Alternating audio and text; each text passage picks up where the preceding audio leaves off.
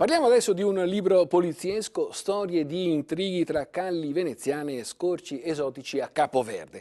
Protagonisti un avventuriero e un commissario per una fiction dai toni realistici, così realistici che l'ultimo libro dello scrittore Paolo Ganz è stato presentato proprio dove il suo personaggio, il commissario Premoli, lavora. Ci spiega tutto Monica Busetto.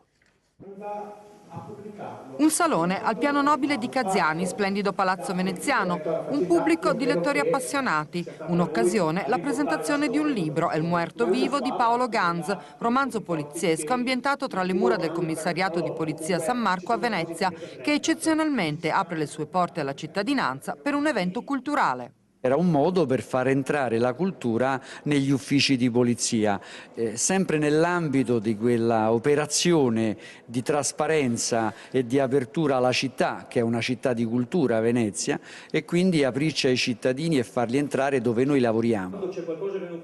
Il romanzo di Paolo Ganz non è solo ambientato negli uffici del commissariato San Marco, ma ha per protagonisti un commissario, Ettore Premoli, alle prese con un intrigo poliziesco assieme a Denis Bortolato, investigatore avventuriero che ricompare da Capoverde, dove è stato El Muerto Vivo. Bello scrivere delle storie ambientate in un luogo e poi riportarle dove sono nate, dove la fantasia ha avuto la sua scintilla. Sono avvenimenti assolutamente reali, avvenimenti che potrebbero essere accaduti con qualche concessione alla fiction. Ecco, sono tutti fatti che potrebbero accadere, documentati nello sviluppo, quindi abbastanza reali o quantomeno verosimili.